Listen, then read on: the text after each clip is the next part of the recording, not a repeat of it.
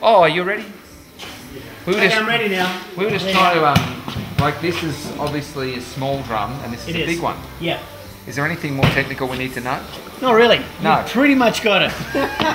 Now, Duncan, the reason we're backstage is we've got footage of you on the. Yeah. What's that called? Yeah, that thing. It's drum riser, drum machine. That's it. Over the years, there's been a lot of spinning from drummers, but this one seems a little different. What is this one? At what point does this happen, and what exactly goes on? Are you always strapped in, or do you just strap? Who said anything about being strapped in? But actually, this drum riser is third generation, and we actually did it a few years ago, and we did it for about a 3-year period of time.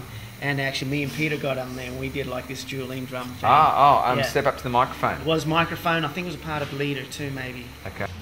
Tell us what goes on. Like, someone tests it during the day, so that if things don't work, some road crew guy's flying off as opposed to you. Unfortunately, that's exactly what happens. So there's a tester, and it has happened. There is a tester. Yeah, it has. And I'm kind of glad. Not that I'm glad that he hurt himself, but I'm glad that I wasn't in at the time. But yeah, it's.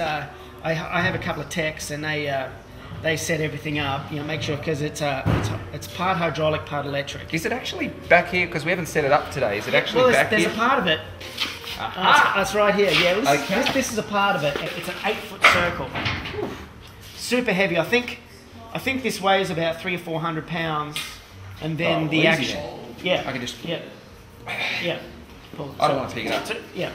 You don't have to let the crew do it. Yeah, exactly. Well, But the actual bottom of it, which is right in here, I don't know if you can see it too well there, it actually weighs over a ton. You're talking about this thing here, and that over there. And that thing That's over the there. thing that runs it. Yeah. And I don't know if you can see in there, if you can get in there close with the camera, but there's 2 hydraulic rams that actually come from the back of small dump trucks. That they do, man. We made this thing so over the top that it would never ever fall to bits. You know, you want to kind of do that when your life's on the line. You want to go overkill as far as the quality. We had to work out how to attach all the cymbal stands to these sticks. How do you do that? They're attached. A threaded bolt that goes up the inside of the cymbal stands attaches down to that. So there was a lot. It may look really easy when we're doing it, but there was a lot of work that went into it.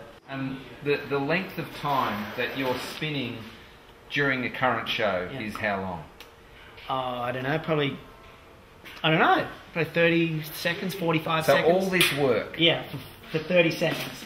But that's what we do at Newsboys Inc. This whole contraption currently 30, 40 seconds of the show, but what are 30 or 40 seconds?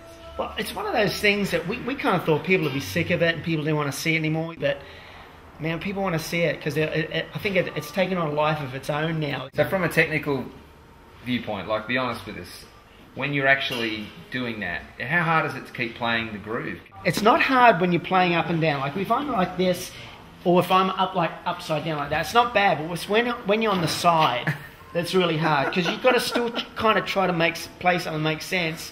But then you've got this pain ripping up the side. It does hurt every time? Every time. Really? Every time. Spinning drum riser, here it is, the actual in-the-flesh thing. It's ridden on a nightly basis by Daredevil and drummer Duncan Phillips. And there it is. I think we've pretty much covered it. Yeah. Oh, so good. So Paul, you're so good at this. I'm great. How are you? Awesome. Yeah, see, I could tell you were awesome. Well, why'd you ask? Well, because I just wanted to hear you say it, because I think it's important to verbalise stuff yourself. Yeah. And I thought that segment was amazing. Did you? I thought, particularly I was amazing.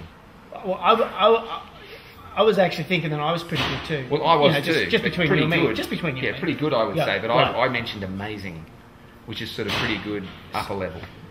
So you'd say pretty good amazing kind of up here somewhere? Yeah, and pretty amazing, which, you know, come to mention it, I probably was pretty amazing.